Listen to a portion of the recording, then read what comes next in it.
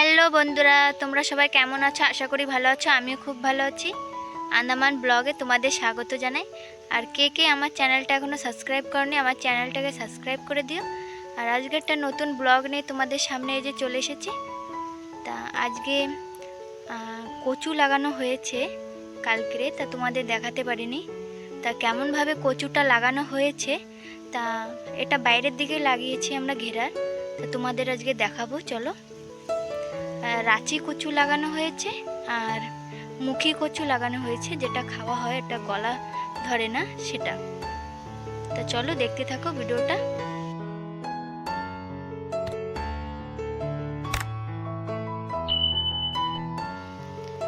এই যে এখানে 5 লাইন এখানে কচু লাগানো হয়েছে, 6-7 লাইন লাগানো হয়েছে। এই পাশে 3 লাইন আছে। এই যে তা সুপারির পাতাটা দিয়ে ঢাকা হয়েছে যাতে গরমটা হয়।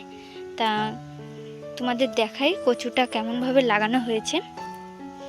যে বাড়ি যে সুপারিটা আমরা ছালি, সেই সুপারিটা ছিলকাটা যেখানে রাখা হয় সেটা কিন্তু একটা সার হয়। এক জায়গায় জমা দিলে সেটা কিন্তু একটা সারে পরিণত হয়। আর আমাদের এখানে একটু বৃষ্টিও হয়েছে হালকা ফুলকা, তা মাটিটা হালকা ভিজেছে, তাই এর উপরে মাটি দেওয়া হয়ে গেছে। আর সুপারির ছিলকাটা প্রথম লাইন করে গাড্ডাটা খুঁচে লাগানো হয়েছে। লাইন করে গাড্ডাটা খুঁচে তার ভিতরে যে সুপারির ছিলকাটা হয় সেই ছিলকাটা দেওয়া হয়েছে, দিয়ে তারপরে কচুগুলো বসানো হয়েছে। আমাদের এখানে রাঁচি কচু আছে আর মুখী কচু আছে, দুটো লাগানো হয়েছে। তা এই দেখো এতদূর পর্যন্ত লাগানো হয়েছে, এই মাথা থেকে।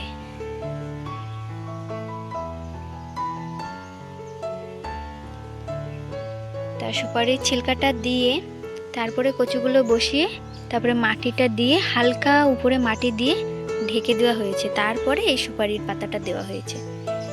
তা দেখতে পাচ্ছ কেমনভাবে লাগানো হয়েছে, তোমাদের দেখাতে পারিনি কিন্তু আমি বলছি এরমভাবেই লাগানো হয়েছে।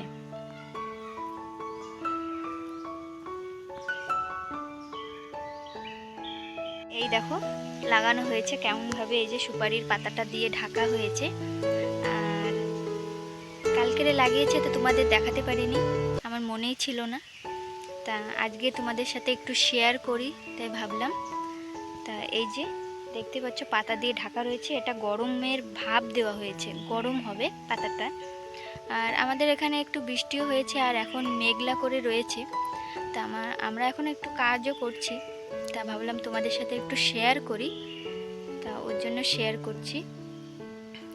এটা রাঁচি কচু আর মুখী কচু, এই কচুগুলো কিন্তু খেতে ভালো লাগে, কোনো সময় গলা ধরে না এই কচুটা। মেনল্যান্ডের ওদিকে যেমন ওই মুখী কচু পাওয়া যায়, সেই কচুর মতনই অনেকটা। তা এটার গোড়ায় অনেকটা করে মুখী মতন হবে কচু। তা এটা অক্টোবর মাসের দিকেই উঠবে এই কচুটা। আর এই কচুটার এই ছিলকা দিয়ে তারপরে কচুটা বসিয়ে তারপরে মাটিটা দেওয়া হয়েছে।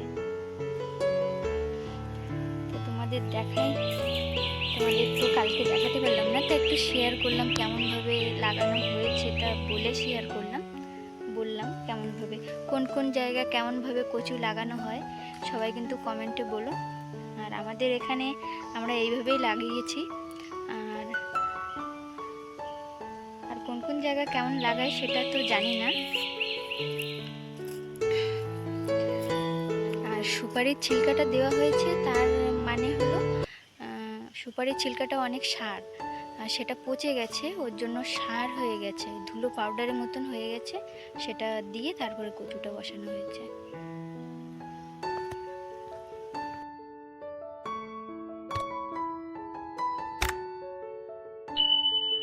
এখানে এই যে 3টে লাইন রয়েছে, আর এই 3টে লাইন, তারপরে এই 5টা লাইন,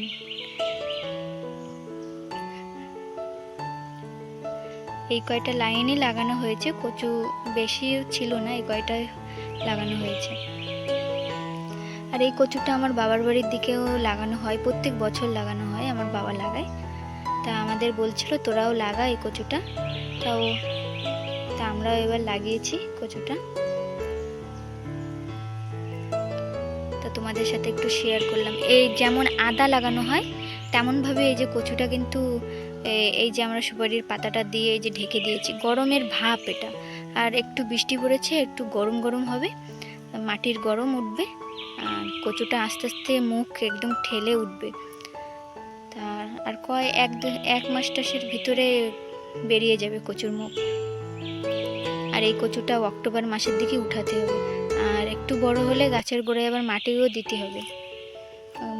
গাছের গোড়ায় মাটি না দিলে তো আবার মজবুত হবে না, গাছটা ভালো হবে না, পাতলা হয়ে থাকবে, কচুটা ভালো মোটা হবে না। আর একটা কচুর